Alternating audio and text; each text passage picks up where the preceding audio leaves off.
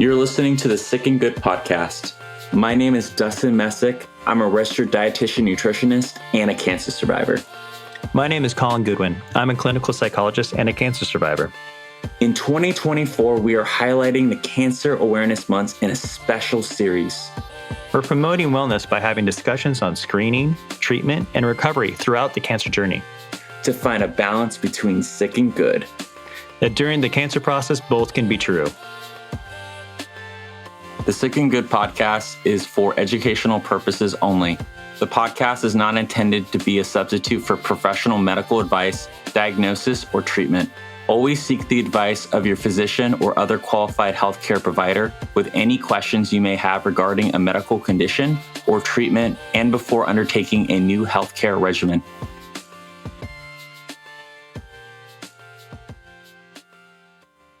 July is Sarcoma Cancer Awareness Month. And to speak to that, we have Brandi Felser, who is the Chief Executive Officer for the Sarcoma Foundation of America.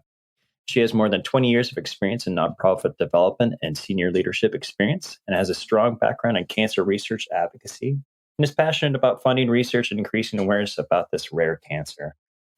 Welcome. Great to be here. I'm looking forward to the conversation. Can you tell us about your career path, or perhaps what led you to your role at SFA? Yeah, in 2009 timeframe, my mother was diagnosed with cancer. It was a very quick process, and that she was diagnosed. They did surgery and told her she would be, exact words, a long-term cancer survivor. Didn't do any chemo or radiation or anything, just said all you needed was surgery. And unfortunately, she passed away less than a year later. And the experience for me was life-changing. It changed the course of my career. It changed me as a person. And I remember thinking, how did we get here? And I remember asking her doctor that, how did we get here? And I remember him saying, I don't know. And I thought, if you don't know, how do we know?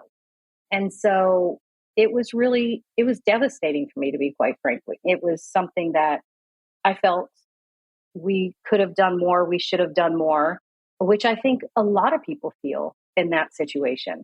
And I decided that I wanted to do something so that other people were not in the same situation that my family was in. And so I decided to change careers. And then in 2019, my father passed away. He had cancer as well. And I thought going into it, like the second time, I thought we're better prepared as a family. We're ready for this. And you just never are. It just doesn't matter. You're just never ready for it. And so I had originally worked in breast cancer patient advocacy organization. And when my father got sick, I just wanted to be able to help take care of him and spend time with him. And I left my position there. And when I decided, it's difficult to work at an organization like SFA for many reasons. Any organization is got its challenges, but also because our job is so serious. I tell the staff all the time, it's not just a job. You can't look at it. It has to be a passion. And so when I was looking at what do I want to do next, I thought to myself, can I do this again after everything that I've experienced? And I thought, I've learned so much. I want to take what I have learned and my passion to a space that really doesn't have much. Because when it comes to sarcoma, because it's a rare cancer, it doesn't have as much as, say, other cancers like a breast or a prostate or a colon. The research is behind, and it's a small population of patients. It's a small population of specialists who can treat it. So I decided that I wanted to put my passions there and to grow the awareness about sarcoma and help people diagnosed with sarcoma. So what is the current sarcoma prevalence rate? So about a little over 17,000 people a year will be diagnosed with sarcoma. And sarcoma, it affects 1% of adults, but 15 to 20% of childhood cancer. So something that's unique about sarcoma is that it is such a wide age range of people who get sarcoma, from very young to elderly. And it's very interesting because we also have several different subtypes of sarcoma. So while the patient population is very small, it does have such a wide age range. And about a little over 7,000 people die each year from sarcoma. So it's not, 5 years ago, it was still referred to as the forgotten cancer. I think that's changed quite a bit in the last 5 years, quite significantly, actually. You would hear about it more in pediatric cancers, not so much in adult cancers. And the reason it was called the forgotten cancer, one, because it was considered a rare cancer, but because of the lack of investment research and lack of treatment options for many subtypes of sarcoma, for most, actually, there is no FDA approved treatment. And so I was just in a conversation recently and we were talking about diagnosis and were the numbers going up. And I said, I don't know if the cases are going up or maybe we're just getting better at diagnosing sarcoma. And I think that is something very interesting to consider when it comes to sarcoma, because for a long time, I think diagnoses were missed because we weren't as sophisticated with sarcoma and being able to diagnose it.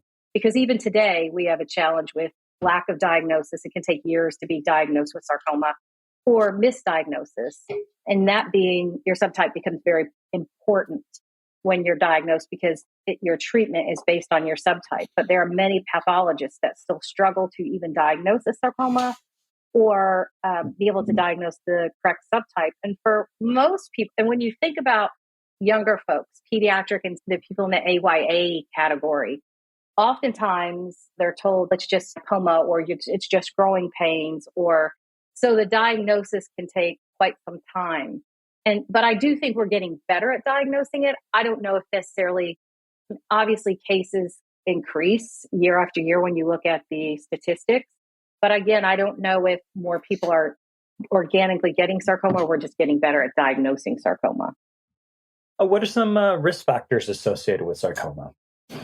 That's an interesting question when it comes to sarcoma because there's so much that we don't know about sarcoma. Natural history studies and things become very important in sarcoma because we just don't know. It's not necessarily genetic. It's not necessarily hereditary. So risk factors would be with any disease, right? Healthy eating, taking care of yourself, exercise, all of those things that in general are good. But there's nothing that we really point to with sarcoma to say, here's some risk factors, or like maybe other cancers where you can get genetic testing and things to see if you're a carrier, that there is no connection to that in sarcoma at all, which leads to the challenges with treatment options and diagnosis. And oftentimes people say, what about prevention? Can you talk about prevention? There is no prevention screening. There's no screening. There's nothing like that for sarcoma. So the risk factors really become just eating healthy and taking care of yourself in a way that you would for just being healthy in general for any disease. But I do think that one thing that's very important with sarcoma when you think about risk factors is, which is a little bit different than what we talk about in cancer in general, but in sarcoma, oftentimes we have this saying that we call the golf ball awareness. We've done a PSA on it where when you have a lump in your body, wherever it is that you can find, and when it gets golf ball size, you absolutely should be checking that out with your doctor. Oftentimes we get those and we think nothing of it, just a lump, I'm not that worried about it.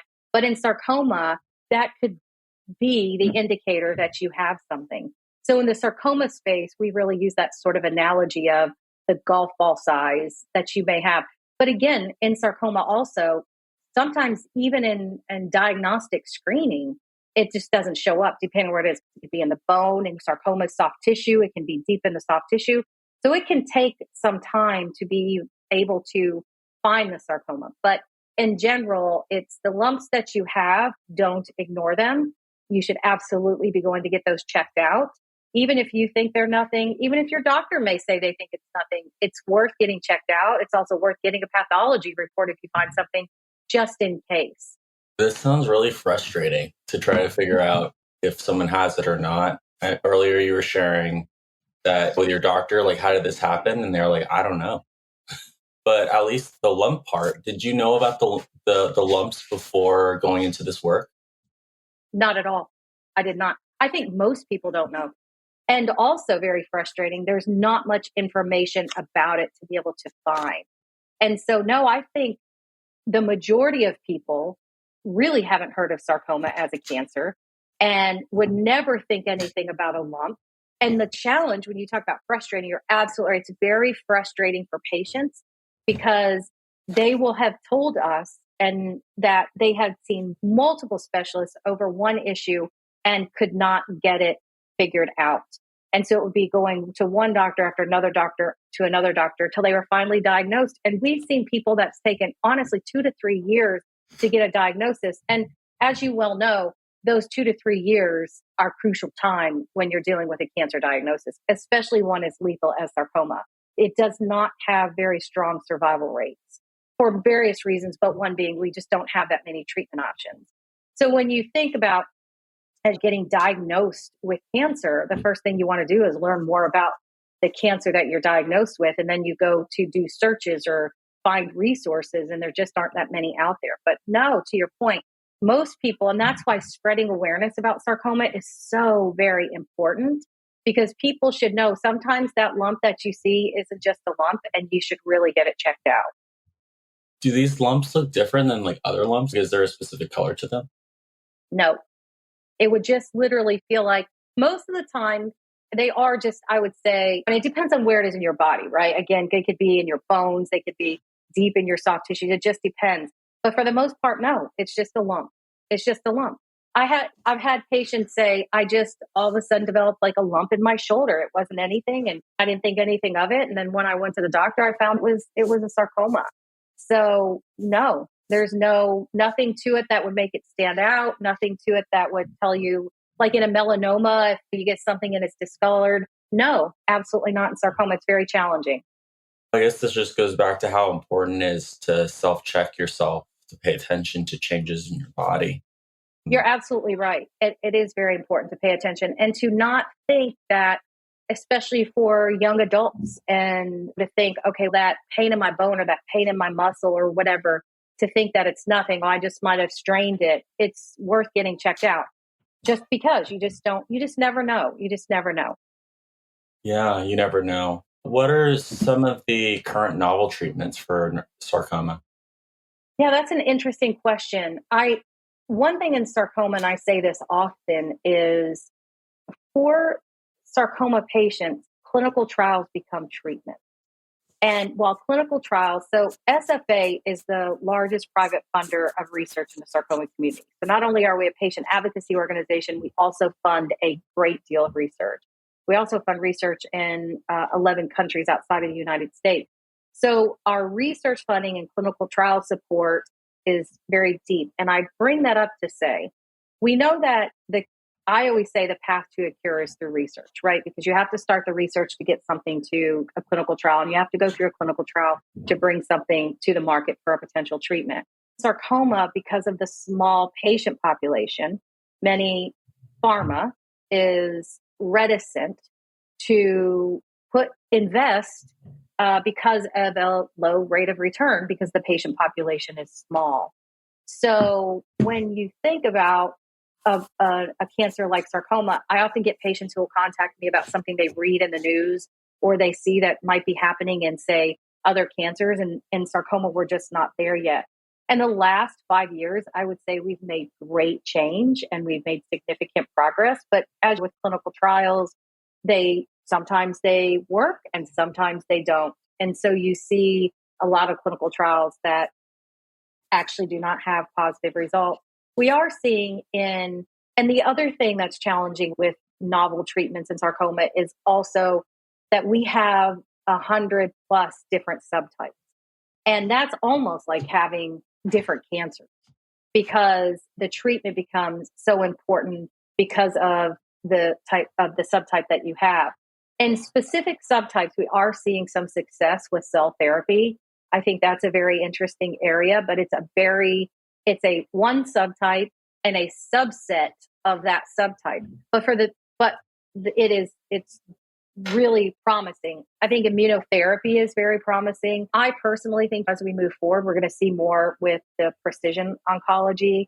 And so therefore the biomarker testing is very important, because with a small population, it becomes so difficult with so many subtypes to really do all the work you need to do to get enough treatments now.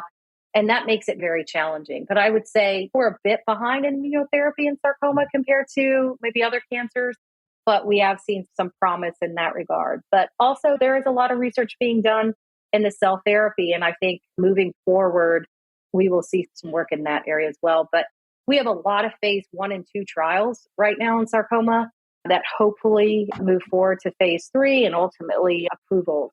But it's very limited. So it's hard to say, like you see and you read about these different things that are happening in other cancers. It's just not happening as much, although there's more activity in sarcoma than there used to be. I don't know that there's a lot of work to be done. Let me say that. There's a lot of work to be done so that patients have some options when they're diagnosed, because we even the chemotherapy, there's some subtypes that we know do not respond to chemotherapy, but you really have nothing else. Chemotherapy and surgery become very important in sarcoma. Oftentimes when you're after the first or second line, we are grasping at straws to find something that works. I think drug repurposing, I do want to mention this because I think this is very important. There's been a lot of interest in work being done in sarcoma and drug repurposing. And I think that's a really potentially strong area for sarcoma in the future. But again, that ties in with the biomarker testing. But I think collecting the data to see what is patients, because oftentimes they're prescribed something off label because we don't have any choices, to see what patients are taking and working. I think there's a lot of opportunity for drug repurposing in many different ways, but especially in sarcoma. Brandi, you might have already touched on this, but I was curious if you could just answer, how does the experience of a sarcoma diagnosis differ from other cancers? I think, we touched on it a little bit, but it's worth pointing out again the differences, because again, a sarcoma diagnosis can take a long time because you are going to different specialists, and most people, because most also medical professionals haven't heard of sarcoma. And so it's not top of mind that this is something we should check for or we should think about.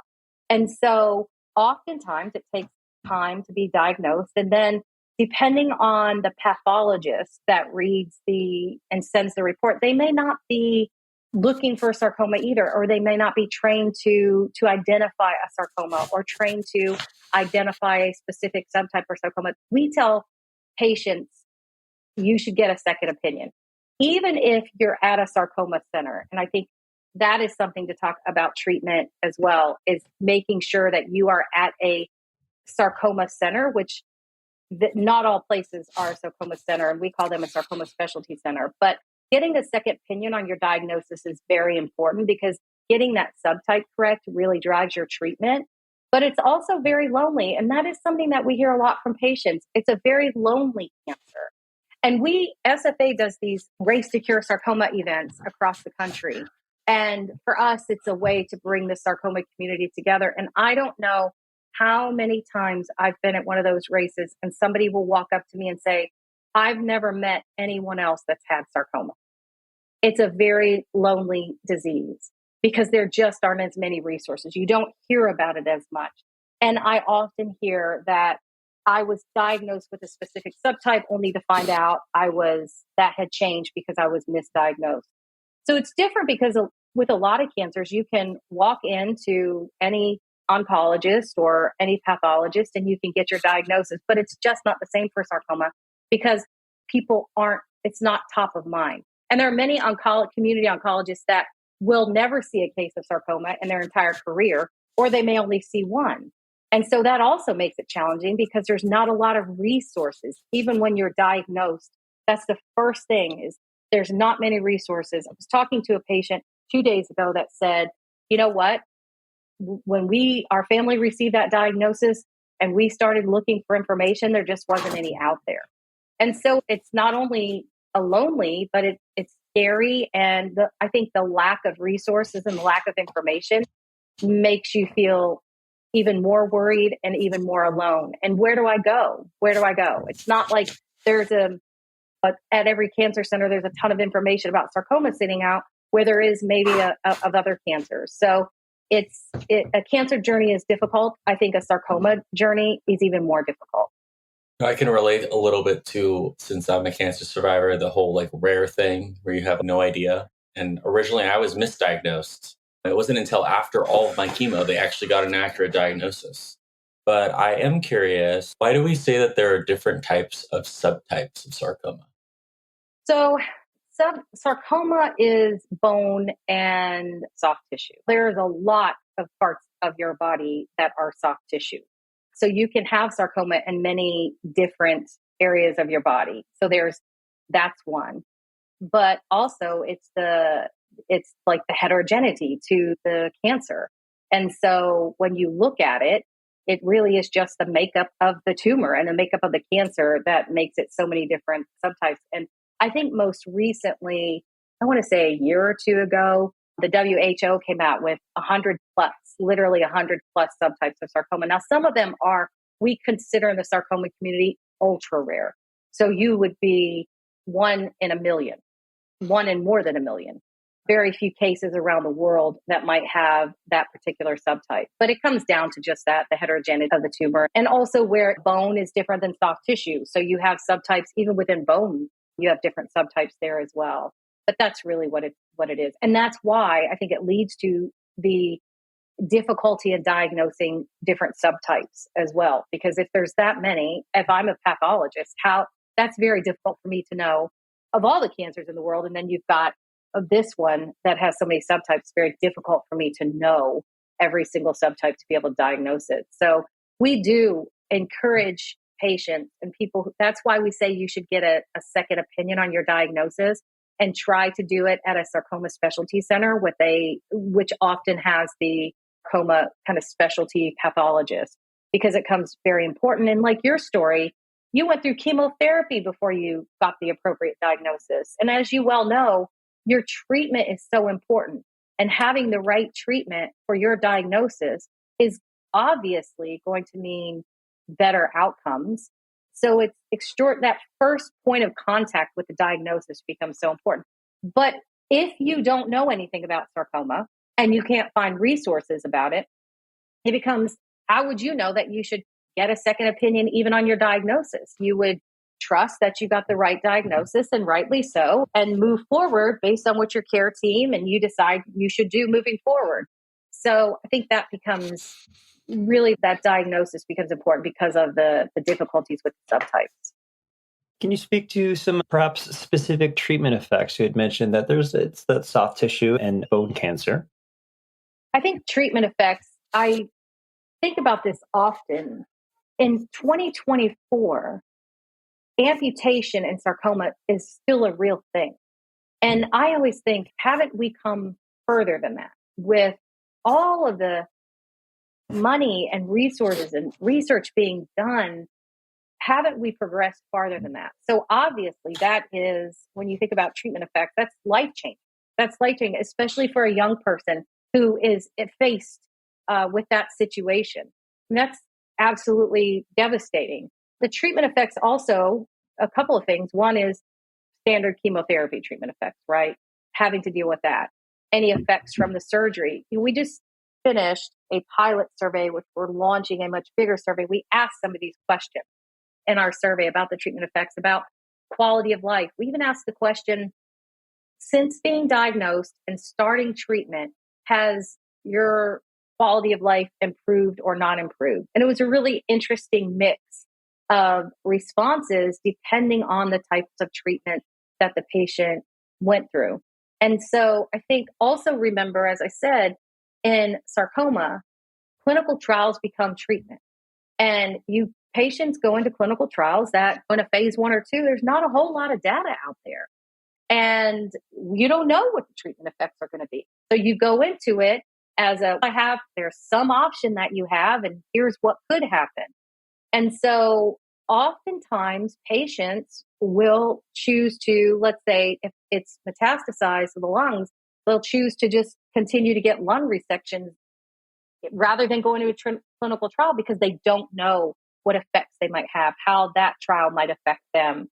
When you think about the treatment options being very few, the same effects of a chemotherapy or radiation or even surgery, but amputation is something that you have to really think about sarcoma and the effects of that. And depending on if it's in a bone or a muscle and the type of surgeries that patients have to undergo because of the location of their sarcoma, just being able to do physical activities that they used to do before, they're unable to do them. Their bodies don't move the same. They have, it's a completely different situation for them in terms of where it's located, but there are many effects that patients can feel that are life-changing, that are absolutely life-changing in terms of what their quality of life will be in the future. And it's not, I am diagnosed, I went through some treatment, and then let's say I'm in remission, you still can have after effects depending on the type of surgery. Did you have to lose an entire muscle in your arm or your leg? Did you have to have a metal rod put in because you don't have a bone anymore? Was your limb amputated? There's just so many different, it's such a wide breadth, but that is something that has risen to the top from patients is, physical activity has been something that has been life-changing for them in a negative way. So if we said, what were the most challenges that you had with like your quality of life issues? Physical activity was definitely at the top of the list because of, again, depending on where their sarcoma was located and the types of surgeries they may have had to have, or it's difficult. And again, remember, this affects very young people, and you have very young people who may be suffering from an amputation of their leg. And that, if you think about that, you're 16 years old, you're going through something like that at any age. It's a terrible thing to have to go through. That's something you're dealing with for the rest of your life. Yeah, I actually had a friend in high school. She had part of her leg bone replaced because of cancer. And she would just say, yeah, I do physical therapy like a couple days a week and I have pain. That's just my life. That's my normal. I just try not to put too much attention on it because it is what it is. But Exactly. So it sounds like physical inactivity is probably one of the most major common late effects. Are there any others that you can think of? I also think in sarcoma, you really have to think about the recurrences because that is something, especially again, when you're a younger person being diagnosed with sarcoma and in sarcoma in general, recurrence, and sometimes not even in the same location becomes a factor. And also metastasis, as I mentioned earlier, sarcoma is a lethal cancer. And the survival rates are not great. And your quality of life changes too when you are dealing with what you think may be something that's localized that turned into the distant cancer. So I think some of those things, and also it's not easy to diagnose because we don't have a screening mechanism, because we don't have many ways to really monitor outside of diagnostic, the CT scans or the MRIs, or to be able to find the sarcoma. I think it's something that we don't focus on as much. As I just mentioned, we focus on the physical and the life-changing or the after effects of even chemotherapy, which was something that was huge for my father.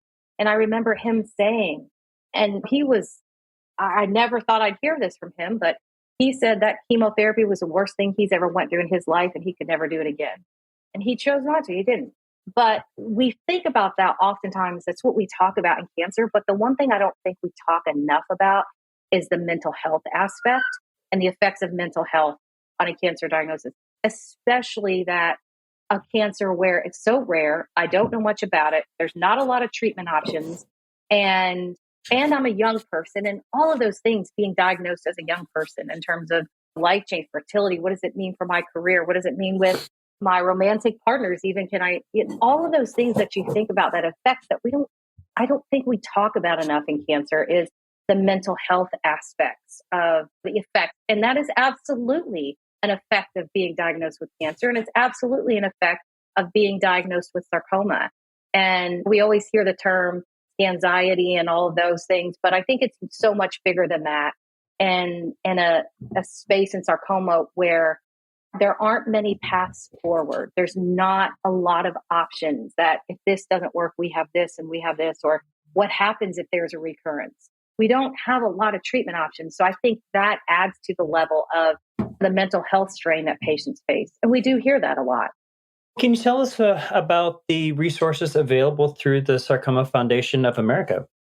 We have something that we've been working very diligently on is a discussion guide for patients. And we think that patients should be armed with questions that they should be asking. But as when you're diagnosed with cancer, your head is spinning, you're thinking of so many things, and we've got to get treatment started, and here's the steps we have to take, and it's really fast paced from that point forward. And what we want patients to be able to do is say, okay, what questions should I be asking, especially in sarcoma where there's not many resources? What questions should I be asking? What are the things I should be thinking about? What are the things I'll be talking about? And oftentimes patients are not always comfortable to ask those questions. One, they may not know what questions to ask, but two, are not always comfortable to ask questions. And so we want to provide them with the tools they need to ask the questions. And then they don't have to feel as if they're questioning their medical professionals. They can say, SFA told me to ask you these questions. And it comes to, when should I be thinking about clinical trials? When should I be thinking about biomarker testing? What about a second opinion for a diagnosis? Should I get a second opinion overall? The other thing in sarcoma that's very unique is I mentioned earlier that not all oncologists can treat a sarcoma.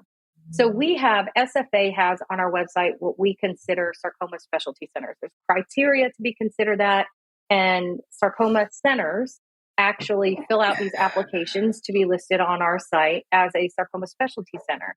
And why is this important? Because this means that they have the teams and the resources in place to be able to treat sarcoma in the way that sarcoma should be treated.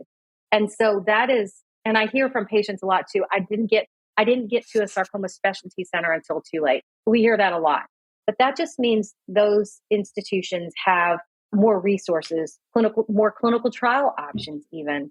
And it makes it challenging for patients though, because we have large parts of the country where there is no sarcoma specialty center. And so we often hear from patients that, it's very difficult to be able to get treatment because they have to travel so far. And so SFA started something that we call Jordan's Dream Fund. And we have grants through an application process to pay for patients to get treatment and participate in clinical trials.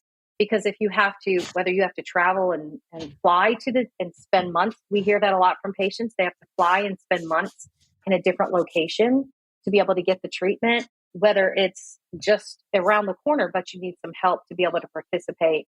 Then we give grants up to $5,000 that can be renewed for patients to cover whatever the resources they need to be able to participate in treatment and clinical trials. We also are a resource for information on our website. We're actually launching a new website in July. Is a kind of a one-stop shop, is like what I like to call kind of hub of the wheel of going to our website and finding all the information you need, even about your specific subtype. So you can find the treatments, you can find the information about it, you can find the latest clinical trials, you can find the latest research that's happening, and all of the resources that might come from other organizations that are out there. So we look at ourselves as the hub of the wheel.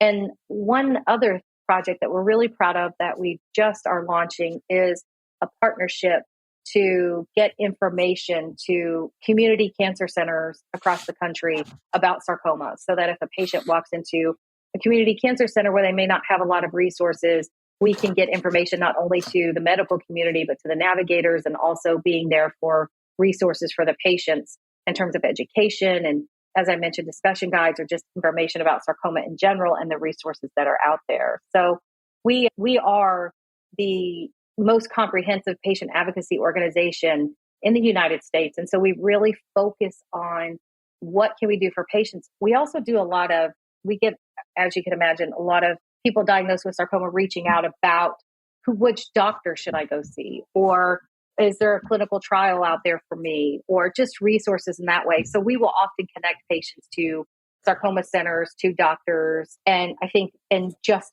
answering questions about their disease. And I think that's become a very important aspect as well. And so we're setting up kind of a navigator resource and a navigator sort of advisory center so we can do more of that. I'm excited to hear about all these resources that are going to be available. That sounds like there's a strong need for that. There is a strong need for it. And we focus a lot on the patients. And I think that's what we like to hear is what are the resources that are available that people need. We also do a lot of education. And I don't necessarily mean like a lot of the psychosocial education, which is very important, but we also do a lot of education about the science. So when you asked about novel treatments out there, and I mentioned cell therapy, if you're sitting in front of the doctor and the doctor's telling you, I want you to get this treatment that's a cell therapy, and you've never heard of it, and the idea of taking your cells out of your body, re-engineering them and sticking them back in, which is a very light summary of what it actually is. But that seems a bit daunting. And so we will do education. What does this actually mean? So if you're sitting in front of your doctor and that becomes your option, you've already heard about it. You're more comfortable with it. What is genomic testing? What can it do for me? What is precision oncology? What is immunotherapy? We do a lot of education on that. So when patients are trying to make decisions about their treatment options, that they're educated and they know enough about it to say, okay, this might be the right one for me, or maybe there's something else out there, but I'm at least educated to know to do that. But in terms of supports as well, I also think a community that we miss is the caregiver community.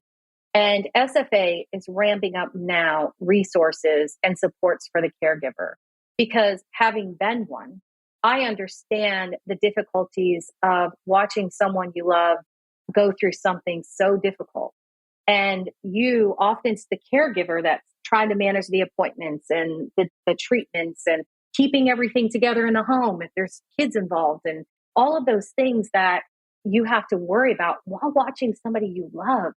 And not also being able to always be able to show those emotions because you have to be focused and you have to be keeping everything together. And so SFA has launched just recently a closed Facebook community, and we're launching more supports for the caregiver because they have to have a safe space to be able to go and say, you know what, this is hard, and not feel guilty about it and know that it's okay to feel like it's hard and it's okay to be. I always say with my mom's situation, she handled it so much better than I did. And I hate to say that, but it's really true looking back. She handled it. I was a mess trying to keep everything together. And she was this is it. If this is what I'm doing, this is what I'm focused on.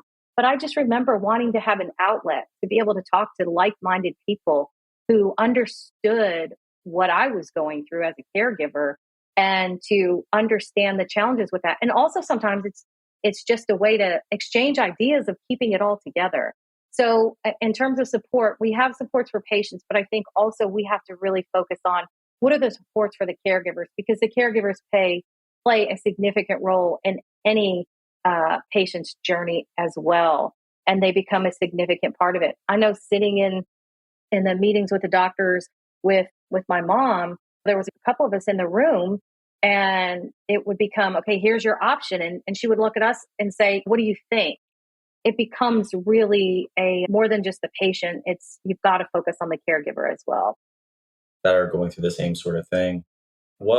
As we conclude today's episode, what's one thing that more people should know about sarcoma? I know you already talked about so many different things.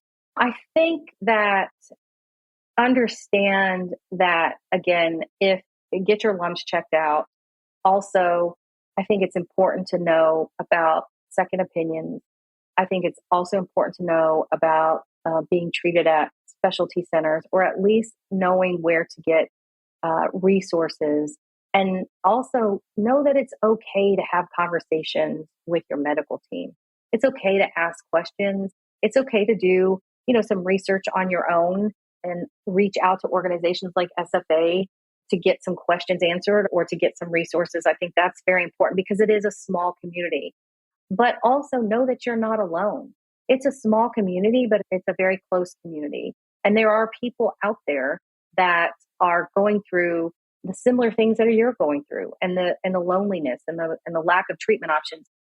And also, one thing that I say to patients is when you're going through the journey and maybe you're being treated at a location and they say there's nothing else we can do, I would say what does that actually mean? Because is there nothing else this institution can do, or is there nothing else that can be done? Those are two very different questions. And that becomes very important in sarcoma because I mentioned previously, I think when you're treated at a sarcoma center, they have more options. They have more clinical trials that may be open. They may have more resources than maybe where you're being treated. So I think it's also a question of really, you have to be having those conversations with your medical team very early on. And I think that we have to grow awareness about sarcoma because, again, it's not just a pediatric disease. It's just not an older adult disease. It runs all age groups. And so I think there has to be more awareness about sarcoma and understanding that in the different age groups, there are different needs. And that's okay. And we need to understand that as well. So I think those are some of the highlights in terms of sarcoma and being a rare disease, that there's just not a lot of resources for patients. And it is definitely a different journey than maybe some other cancers, but I say it's not forgotten, it's unique. It's a unique cancer and it poses its own challenges because of the uniqueness of it, because of the different subtypes and because of the lack of treatment options. It poses its own challenges. And getting information and getting connected, I think if you're someone who is diagnosed, I think that becomes very important from the beginning, is getting connected to the resources in sarcoma, connecting to others who are going through the same journey. Brandi, I like what you said about it's not forgotten, but unique in this treatment and awareness of the recurrence of sarcoma. We really wanted to take a moment to thank you for being our special guest and in speaking to sarcoma. Really hear the passion that you have for then advocating and really getting resources out to those affected by sarcoma. I wanted to thank you for your time today.